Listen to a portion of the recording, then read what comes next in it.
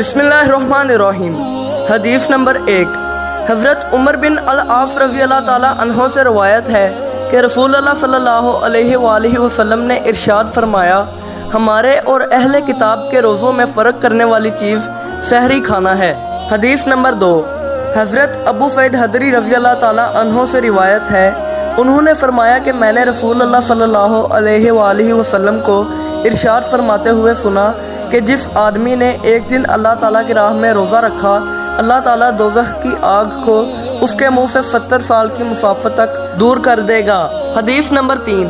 آپ صلی اللہ علیہ وآلہ وسلم نے فرمایا، 3 آدمیوں کی دعا رد نہیں کی جاتی: عادل حکمران، روزے دار حتیٰ کہ روزہ افطار کر لے، اور مظلوم۔ حدیث نمبر 4۔ آپ صلی اللہ علیہ وآلہ وسلم نے فرمایا، جب کوئی بھول گیا اور کچھ کھا لیا تو اس کو چاہیے کہ اپنا روزہ پورا کرے، کیونکہ اس کو اللہ نے کھلایا اور پلایا ہے۔ حدیث نمبر 5۔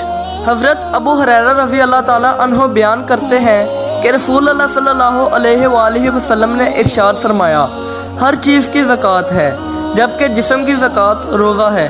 حدیث نمبر 6۔ رسول اکرم صلی اللہ علیہ وآلہ وسلم نے فرمایا، روزے دار کو 2 خوشیاں حاصل ہوتی ہیں، ایک اس وقت جب وہ افطار کرتا ہے تو خوشی محسوس کرتا ہے، اور دوسری جب وہ رب سے ملاقات کرے گا تو روزے کا ثواب دیکھ کر خوش ہو جائے گا۔ حدیث نمبر 7۔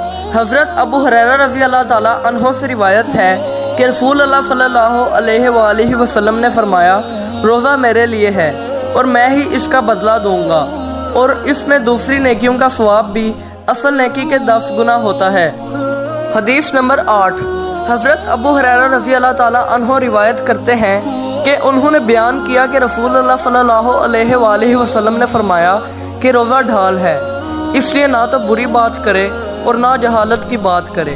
اگر کوئی شخص اس سے جھگڑا کرے یا گالی گلوچ کرے تو کہہ دے کہ میں روزے دار ہوں، دوبارہ کہہ دے، قسم ہے اس ذات کی جس کے قبضے میں میری جان ہے، کہ روزے دار کے منہ کی بو اللہ کے نزدیک مشک کی خوشبو سے زیادہ بہتر ہے۔ وہ کھانا پینا اور اپنی مرغوب چیزوں کو روزوں کی خاطر چھوڑ دیتا ہے، اور میں اس کا بدلہ دیتا ہوں، اور نیکی 10 گنا ملتی ہے۔ حدیث نمبر 9۔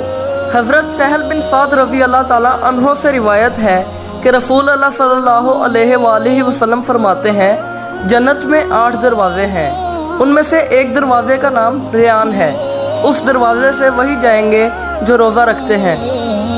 حدیث نمبر 10۔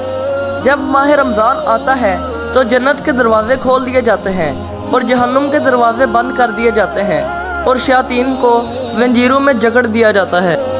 حدیث نمبر 11۔ رسول اللہ صلی اللہ علیہ وآلہ وسلم نے فرمایا، جو شخص روزہ رکھ کر جھوٹ بولنا اور اس پر عمل کرنا نہ چھوڑے تو اللہ تعالیٰ کو اس سے کوئی غرض نہیں کہ وہ کھانا پینا چھوڑے۔